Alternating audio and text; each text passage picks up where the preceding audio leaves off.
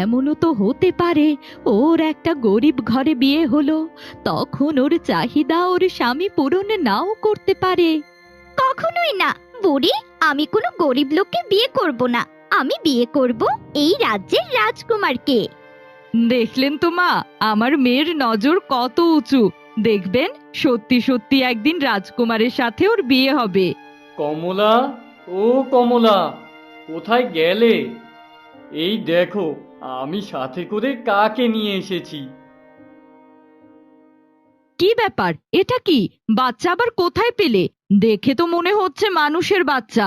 তোমার কি খেয়ে দেয়ে কোনো কাজ নেই নাকি? এখন আবার এই মানুষের বাচ্চাটাকে বাড়িতে নিয়ে এসেছো? রাগ করো না গো বউ, আর বলো না। নদীর ধারে বাচ্চাটা অসহায়ভাবে পড়ে কাঁদছিল। আমি আমার নিজের চোখের পানি আর সামলাতে পারলাম না, তাই তো বাচ্চাটাকে বাড়িতে নিয়ে এলাম। এখন থেকে ও আমাদের ছোট মেয়ে। ছোট মেয়ে মানে? না না, এ বাড়িতে একটাই মেয়ে, আর এটা হলাম আমি। এ বাড়িতে ওকে কিছুতেই থাকতে দেব না। তোমরা চুপ করো। একটা ছোট্ট বাচ্চা মেয়েকে বাড়িতে নিয়ে এসেছে, তাতে এত কথা কিসের? দে দেখি, বাচ্চাটাকে আমার কোলে দে। কেউ না দেখলেও আমি ওকে লালন পালন করব। একবার যখন বাচ্চাটাকে এনেই ফেলেছো, ওকে তোমার মায়ের কাছে দাও। তোমার মা বাচ্চাটাকে মানুষ করুক। আর মনে রেখো, এই মেয়ে বাড়ির মেয়ে নয়, বরং কাজের মেয়ে হয়ে থাকবে।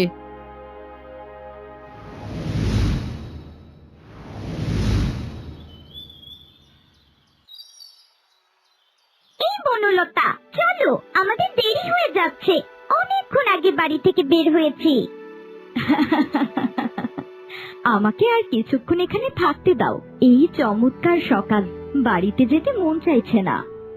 না না, এখানে থাকতে হবে না। বনলতা, তোমার মা এমনিতেই তোমাকে দু চোখে সহ্য করতে পারে না।